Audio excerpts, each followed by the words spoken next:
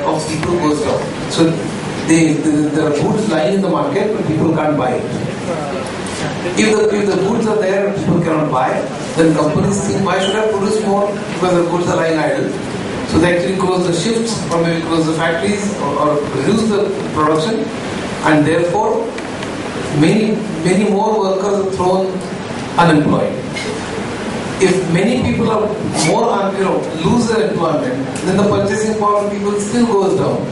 And then again the same chain actually works as a spiral, and then it hits the recession. If it continues for, theoretical definition in economics is for 6 months GDP drops, the GDP growth is negative, then it's called a recession. But let's not go to strict theoretical economics here. What happens is in recession, most of the companies, because I'm not making any profit, they try to reduce the expenses. Okay. Now, how do I reduce my expenses? Supposing there is a company in General Electric, and General Electric wants to reduce expenses. The first thing that they will do is get their projects executed from wherever it is cheap.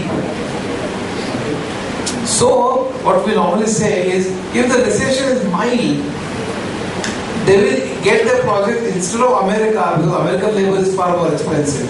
They'll get the work done from China if it is manufacturing, or India if it is services. Which is what happened.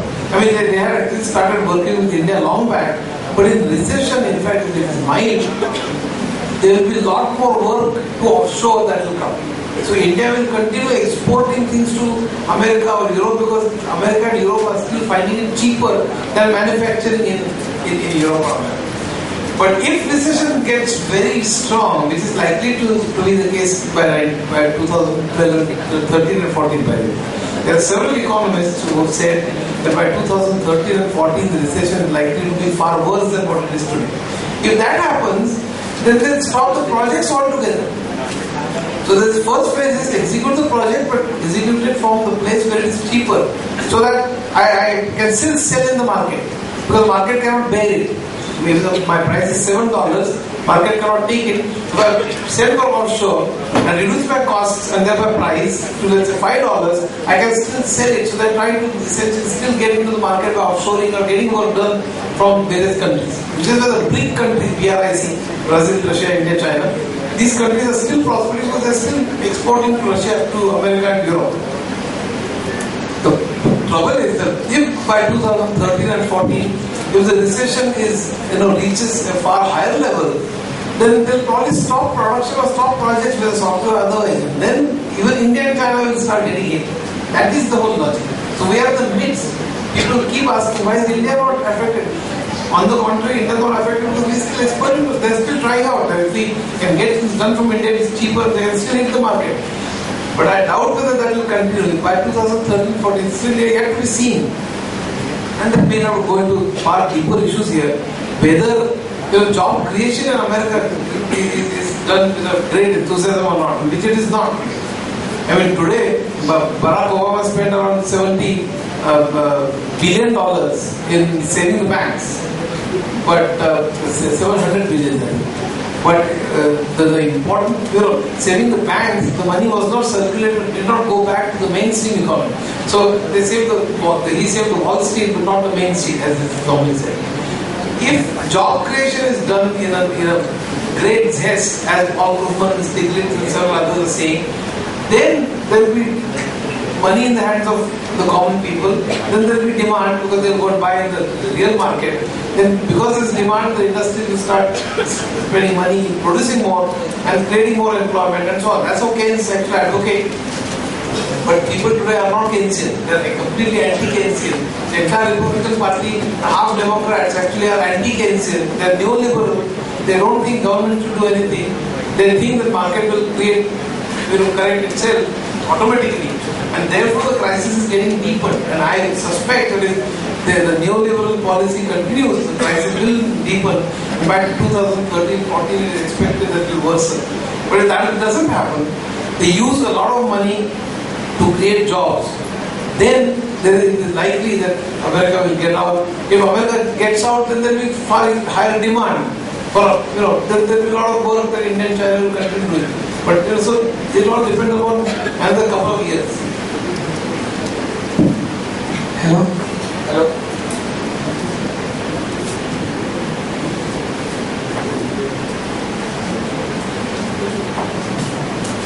Any more questions from the student?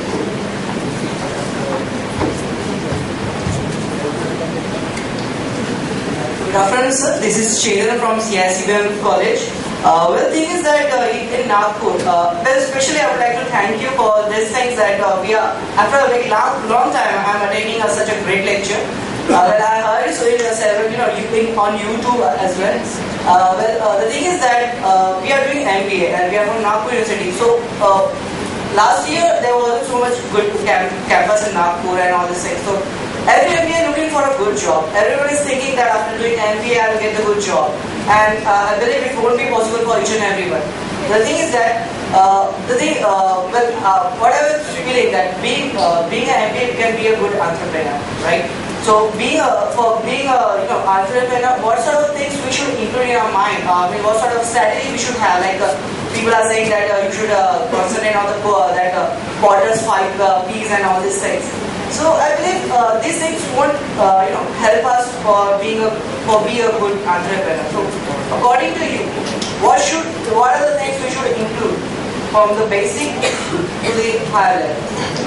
I think entrepreneurship is a very different and difficult subject to cover in 5 minutes. I don't have ready-made solutions to go into this business. The only thing I can say in general terms is that one has to look at areas where others have not dared to go. Create an opportunity.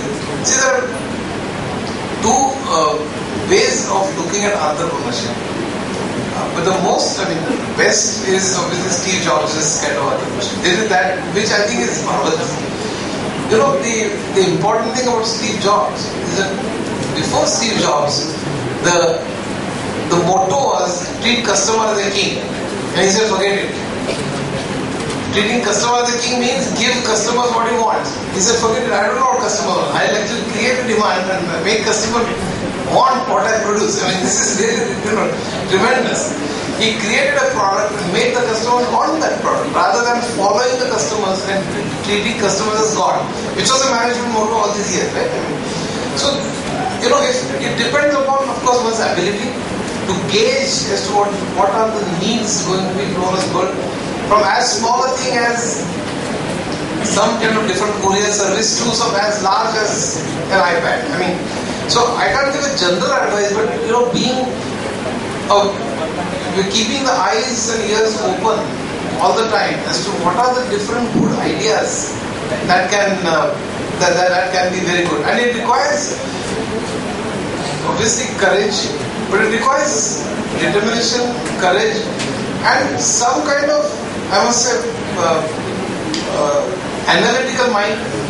I must tell you a very simple thing. For instance, I hail from Sholapet. And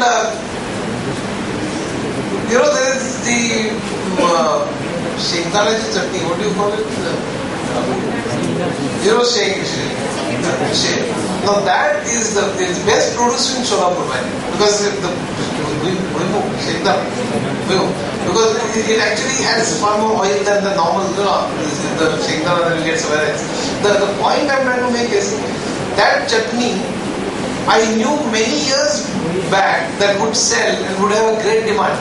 It's just that I was CEO earning rather well there. I didn't want to get into that business. But just to give an example, or Ram Masali for that matter. You heard of Ram Madhu Masali? They are good friends of mine. Now when they started in my friend's house. And I know how they started. So you have to actually see as to where the demand is. You have to gauge. I remember having gone with them to many shops, and ask various shops as to how many people come to you, how many buy masalas, either week, how much do you sell, and take some kind of survey, find out what the demand, how the demand is going to rise. For instance, I'll tell you, the builders were, again, I read 15 years back, 10 years back, I knew that getting into building business, being a builder is the easiest thing, frankly. Why? And I was in the IT business. I knew IT is going to grow. I was doing it myself day in and day out. I knew it was going to create a class of people who would afford good houses. It would actually go to all these 6-7 cities. The prices were going to go up. So it was, when you are in the thick of that business, you know how the business is going to grow. It doesn't make a rocket science for you to understand this business.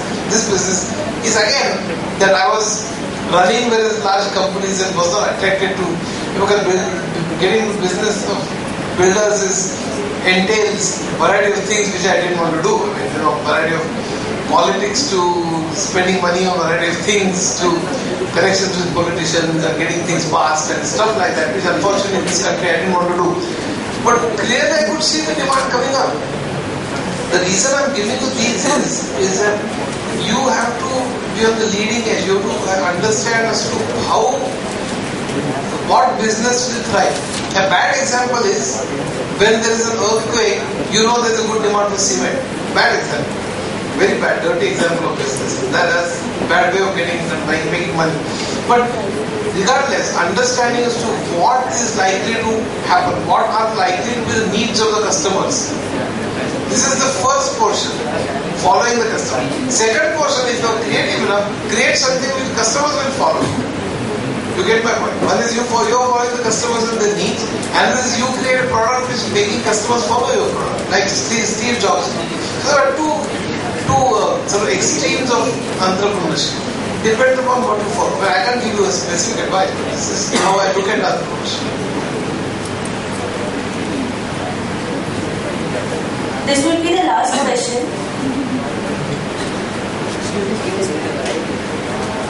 So many more questions are coming up. So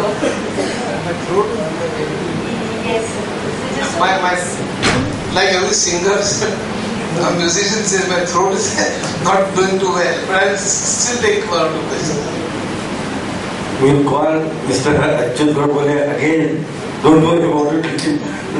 Not only one issue I want to discuss with you, sir. Almost 30 years have passed when India marked their entry in the software world. But every time when you observe the students, the recruitment of the students, absorbing of the students, promotion of the students is dependent on the scenario in US. What are the steps initiated by us so that this utilization, India is a vast country, almost having 150 crores of population. So increase in India so that we can create the jobs for ourselves and not dependent on the scenario outside. That's a great question.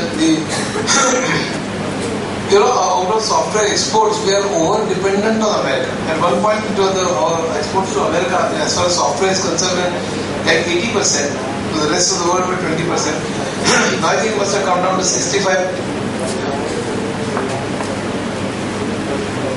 Our exports to America were 80% at one point. In fact, started at 90%. When we used to go to Europe, it was very hard. When England came close, most of the companies had offices in London and other places. But a few other companies had tremendous problems of language. So was Japan, for that matter. So our exports to Japan and Europe are very nice. It's not that we didn't try. Many companies tried, they still are trying. But I must say, the trouble with Indian software companies is they've always taken a very easy path. The first easy path was sending people there is body shopping. The second is offshoring, but again, bodies. We hardly have, we still do coding, testing and maintenance. How many products do they have? Microsoft, SAP, Oracle, and many such products actually rule the world. Tell me products which rule the world which have come from India. I'm ashamed that we still have lakhs of people doing coding, testing and maintenance at night for some American companies. So we are good at saying, tell me what to do and how to do it, I'll do it. And give me, So we don't have a software product that is ruling the world. It's very, very bad. Because we chose an easier path. If I can send a body and charge $50 a day, $80 a day, whatever, then there's a riskless path. The risk is far less. That's the path we chose. And that's something that we did everywhere else. US was an easy market because US business people took risks of offshoring or absorbing Indian people there. Europeans were far more cautious. Japanese had a language problem. I remember when I went to Tokyo first, when most of the companies went there in the early 80s, I had sent faxes. In those days, faxes used to be sent, not emails, to various companies, and I got appointments from a few Japanese companies. One company where I was in a hotel, and I called that person from the hotel. My VP. Sir, it will take this 5